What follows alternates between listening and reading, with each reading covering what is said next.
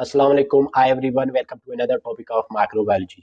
जैसे कि हमने माइक्रोबायोलॉजी में उसके जो है जो है माइक्रोबायोलॉजी के हवाले से उसका जो फर्स्ट एरा था, ठीक है, ट्रांजिशन एरा, उसको भी हमने हाईलाइट किया था और साथ साथ हमने गोल्डन एज को भी हाईलाइट किया था। उसके बाद थोड़ा बहुत उसके हिस्ट्री पे हमने जो है नज़र था। आज हम पढ़ेंगे कि सबसे पहला जो माइक्रोबायोलॉजिस्ट था, ठीक है, पहले जो माइक्रोस्कोपी किया था जो है माइक्रो ऑर्गेनिज्म के हवाले से, सबसे पहला हमें उसने कंसेप्ट दिया था, ठीक है। सबसे पहला उससे इसी ने जो है माइक्रो ऑर्गेनिज्म को स्टडी किया, ठीक है। That was van Antonie van Leeuwenhoek, ठीक है।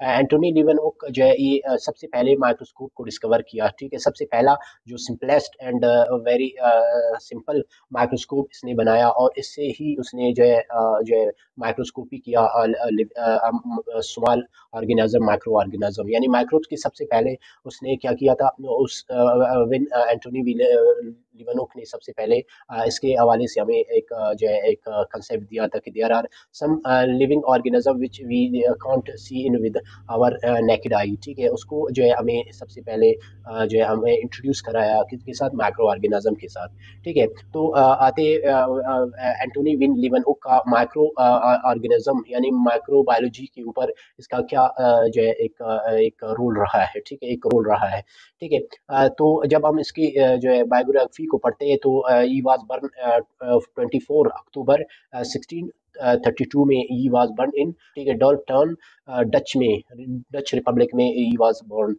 ई डाइड 26 अगस्त 1723 इज ओन ओम ओम टाउन, ठीक है, डॉल्फ टाउन, डच रिपब्लिक में ही वो इस दुनिया फ़ानी से जो है कूच कर गए, ठीक है। नेशनलिटी डच, डेफिनेटली डच में ही बर्न हुआ था, तो नेशनलिटी इज़ डच। उसके बाद उसके हवाले से कुछ और इन्फॉर्मेशन है, क्योंकि इसने सबसे पहले माइक्रोस्कोप को डिस्कवर किया। क्योंकि माइक्रोस्कोप डिस्कवर हुआ तो माइक्रोस्कोप माइक्रो ऑर्गेनिज्म के बारे में हमें जो है उनके जो है ओरिजिन का पता चला कि there are some organism which we can't see with our naked eyes. तो उसने सबसे पहले माइक्रोस्कोप, उसके बाद उस माइक्रोस्कोप से उसने जो है एक जो है रेन ड्रॉप को उसको ऑब्जर्व किया और उसके अंदर उसको छोटे छोटे लिविंग ऑर्गेनिज्म जो है नजर आए, ठीक है। तो उसको हम जो है माइक्रोस्कोप का एजाज भी उसी के पास है और सबसे पहला माइक्रोबायोलॉजिस्ट भी है, ठीक है, क्योंकि उसने सबसे पहले microbiology is also called the father of microbiology, ठीक है। उसके बाद है जो है साइंटिस्ट कैरियर, ठीक है, उसकी फील्ड को देखा जाए तो माइक्रोस्कोप बनाते थे, ठीक है, मुख्तलिफ लेंसेज के, ठीक है, और साथ साथ उसने मुख्तलिफ माइक्रो ऑर्गेनिज्म को भी डिस्कवर किया था। तो इस हवाले से वो सबसे ज़्यादा जो है उसका काम इसका फील्ड जो है सबसे ज़्यादा इसी के ऊपर था, ठीक है, इसके ऊपर सबसे ज़्यादा उसका काम था। और साथ साथ वो जो है इन्फ्लुएंस किसको कर गए, रॉबर्ट हुक उनसे काफ़ी मुतासिर हुए, ठीक है, इन्फ्लुएंस हुए, ठीक है। और इसके साथ साथ जो है रेनगर डी ग्रिफ, ठीक है, उसके इस काम से भी काफ़ी जो है मुतासिर हुए थे, ठीक है, क्योंकि उसने सबसे बहुत ज़्यादा माइक्रोस्कोप के ऊपर भी काम किया और माइक्रो ऑर्गेनिज्म से भी हमें इंट्रोड्यूस कराया, ठीक है। तो इसका बहुत बड़ा किरदार है, ठीक है। तो इसके जो है क्या किरदार है उसके ऊपर हम थोड़ा हाईलाइट करते हैं कि उन्होंने जो है माइक्रो ऑर्गेनिज्म के जो है इरा में, हिस्ट्री में क्या जो है अपना काम सर अंजाम दिया, ठीक है। तो एंटोनी विन लीवनहुक 1623 को ही वाज बॉर्न एंड 1723 को he was pass away from this world. He was Dutch businessman, वो बिजनेसमैन था एंड साइंटिस्ट भी था in the golden age of Dutch science, ठीक है। यहाँ पे साइंस का स्पेलिंग में सी नहीं है, हैंड टेक्नोलॉजी, ठीक है। तो इसमें जो है उसने जो है वो सब बिजनेसमैन भी था, ठीक है, और तिजारत भी करते थे। और साथ साथ गोल्डन एज का जो इरा था, पीरियड था, ठीक है, जो है उसमें भी इसने सबसे ज़्यादा किरदार अदा किया था, ठीक है। और उसके जो है टेक्नोलॉजी के हवाले से भी इसका बहुत बड़ा किरदार रहा है। उसके बाद ही is known as the father of microbiology and one of the first microscopist and microbiologist, ठीक है। उसको हम सबसे पहला जो है माइक्रोस्कोपी यानी माइक्रोस्कोप को सबसे पहले इसी ने डिस्कवर किया था। इज माइक्रोस्कोपिस्ट एंड आल्सो जो है introduce us from microorganism और he is also called the father of microbiology, ठीक है, और he is also microbiologist। उसके बाद as for Louis Pasteur is widely regarded as the father of microbiology.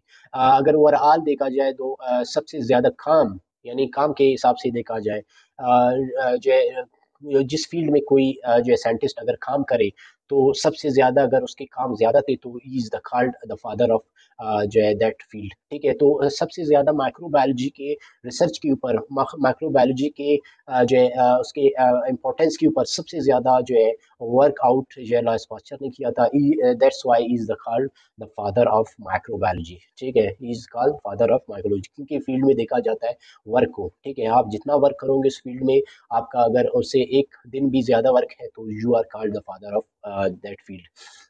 तो wildly उसको लुइस पास्चर को कहा जाता है माइक्रोबायोलॉजी, क्योंकि उसने बहुत से काम किया था। उसने बैक्टीरियोलॉजी के ऊपर सबसे ज़्यादा काम किया था।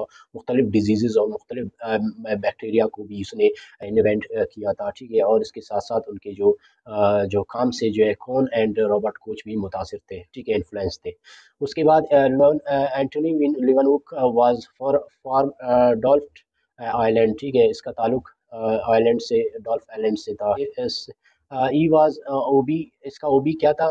Grinding lenses. वो जो लेंसेज को क्या करता था? ग्राइंड करके बना देता था, उनको पॉलिश करके बना। ऑब्जर्व डाइवर्स मटेरियल, मुख्तलिफ मटेरियल से मिलकर वो मुख्तलिफ लेंसेज बनाने में इसका सबसे ज़्यादा किरदार था कि वो नए नए जो लेंसेज बनाते थे। वो मुख्तलिफ साइज़, मुख्तलिफ जो है फोकस यानी मैग्नीफिकेशन और रेजोल्यूशन हवाले से उनकी मैग्नीफिकेशन और रेजोल्यूशन के जो है ऊपर सबसे ज़्यादा इसने काम किया था कि उनकी जो ट्रांसपेरेंसी हो और उसकी जो क्लियरेंस कैसे सही होती है, तो उसके ऊपर उसने सबसे ज़्यादा लेंसेज बनाने में। और इसने ई मेड 419 लेंसेज। ठीक है, उसने 419 टाइप्स ऑफ लेंसेज बनाए। ठीक है, एंड 247 कंप्लीट माइक्रोस्कोप। ठीक है, और इसने उसने 247 जो है कंप्लीट जो है वो माइक्रोस्कोप भी उसी ने बनाए थे। ठीक है, क्योंकि लेंसेज के हिसाब से उन्होंने मुख्तलिफ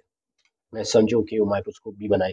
he made simple magnifying glasses. ठीक है, वो मैग्नीफाइंग ग्लासेस बनाते थे विद मैग्नीफाइंग पावर। उनकी मैग्नीफाइंग जो पावर है, ठीक है, सीइंग का, उसका 42 to 275 टाइम। यानी किसी चीज़ को, किसी ऑर्गेनिज्म को, यानी किसी चीज़ का स्कोपी करना हो तो वो उसको 275 टाइम भी वो बड़ा करके दिखा सकता था। तो उसके पास मुख्तलिफ किस्म के माइक्रोस्कोप उसने बनाए थे। ठीक है, वो 42 से लेकर 275 टाइम बढ़ा करके किसी ऑर्गेनिज्म को या किसी चीज़ को दिखाने में इसका जो है वो था रिजोल्यूशन पावर था। ठीक है, मैग्नीफाइंग पावर था। ठीक है, bigger it was suspected that Antonie van Leeuwenhoek possess some microscope scopes that could magnify up to 500 times।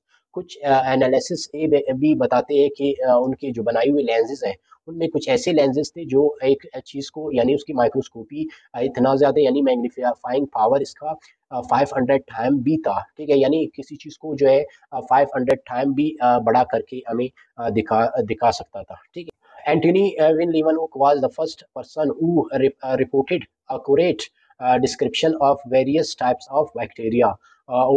Oldenburg secretary of Royal Society, उस टाइम का जो है रॉयल सोसाइटी जो है इनको जो है हेल्थ के ऊपर, जैसे कि हमारा आज जो है वर्ल्ड हेल्थ ऑर्गेनाइजेशन है। ठीक है, WHO है। ठीक है, उस टाइम का जो है सेक्रेटरी ऑफ रॉयल सोसाइटी था। तो हेल्थ के हवाले से जो भी कोई, अगर कोई चीज़ काम कर रहा होता तो वो उसके जो है ऑन अंडर काम करते थे। ठीक है, इसके अंडर काम करते थे कि हेल्थ के ऊपर कोई कंप्रोमाइज़ नहीं है। ठीक है, तो रॉयल सोसाइटी इनको देखा करते थे। ठीक ठीक है, तो उस टाइम जो है विन लियोनिक ने सबसे पहले जो है हमें रिपोर्ट किया, यानी हमें ये बताया कि देयर आर सम जो है माइक्रो ऑर्गेनिज्म दैट्स कॉल्ड, यानी उसने सबसे पहले हमें इंट्रोड्यूस कराया किनसे, जो है जितने भी माइक्रो ऑर्गेनिज्म है उनसे हमें इंट्रोड्यूस कराया। ठीक है, in 1683 he described three shapes of bacteria। ठीक है, उसने 1683 में तीन टाइप्स ऑफ बैक्टीरिया हमें से हमें इंट्रोड्यूस कराया, जिसमें कुछ ऐसे थे रॉड शेप थे, रॉड किस्म के, यानी शेप, उनका शेप रॉड का था। और सिफेरिकल, कुछ ऐसे थे सिफेरिकल शेप के थे, और कुछ ऐसे थे स्पाइरल शेप के भी थे। तो उनसे भी हमें इन्होंने इंट्रोड्यूस करा कि इस तरह के यानी सिर्फ जो है रॉड शेप जो है माइक्रो ऑर्गेनिज्म नहीं होते, कुछ जो है सिफेरिकल भी होते हैं और स्पाइरल शेप के भी बैक्टीरिया होते हैं। On 7 September 1674 he described them as a very little animalcule। तो उस टाइम इसको बैक्टीरिया का नाम तो बाद में दिया गया। उस टाइम वो छोटे छोटे ऑर्गेनिज्म थे तो उसने एनिमल क्यूल कहा गया, यानी छोटे छोटे लिविंग ऑर्गेनिज्म, छोटे छोटे animals, which was known them protozoan. उस टाइम वो उसको जो है उस टाइम का आज का जो प्रोटोजोन है, ठीक है, प्रोटोजोआ है, जैसे अमीबा है, पेरिमीशियम है, ठीक है, यूगिलेना है, ठीक है। तो इस तरह के जानदार उसको नजर आए, उसको उस टाइम उसने क्या नाम दिया था, एनिमल क्यूल, ठीक है। उसके बाद जो है साइंटिस्ट ने उसको अलहदा जो है नाम दिया कि सबसे पहले डिस्कवर हुआ तो उसको प्रोटोजो, यानी यानी फर्स्ट एनिमल, ठीक है, पहले माइक्रो ऑर्गेनिज्म, तो उस हिसाब से उसको नाम दिया गया, ठीक है। 16 June 1675 he described these very little animal cues are different shape, ठीक है। 75 में 1675 में उसने एनिमल क्यूल के मुख्तलिफ शेप बताए और उनका साइज भी बताया कि इतने साइज, क्योंकि उसने अपने जो है, क्योंकि उन्होंने खुद माइक्रोस्कोप बनाए थे तो मुख्तलिफ रेजोल्यूशन के हवाले से, मैग्नीफिकेशन के हवाले से वो जो है लेंसेज से वो ऑब्जर्व करता था और उसी से एस्टिमेट करके उसका साइज भी बताता था, एक्यूरेट साइज भी, और उनका डेफिनेटली शेप भी बताता था। शेप इस बिना पे बता देता था क्योंकि उसकी मोटिलिटी को देखकर, ठीक है, उसकी मोटिलिटी को देखकर और उनको ऑब्जर्व करके बता देता था इनका इस तरह का शेप है। जब वो मोटाइल होते थे यानी मूव करते थे तो उनसे अंदाजा लगा जाता था कि इनका शेप किस तरह का है, ठीक है।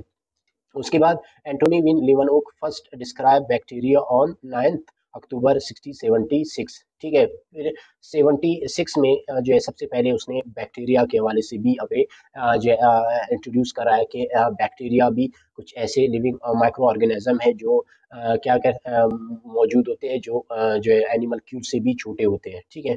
तो उसके ऊपर उन्होंने इंट्रोड्यूस किया था, स्टेन एंड्री के साथ इसको शेयर किया था। He was of his life in 7023, ठीक है। He passed away from this world जैसे कि 26 अगस्त 1723 में ही डेड, ठीक है। तो ये किरदार था जो है विन लीवन हुक के हवाले से, ठीक है। नेक्स्ट जो इसके ऊपर माइक्रोबायोलॉजी के ऊपर काम किया था उसके ऊपर भी हम एनालिसिस करेंगे।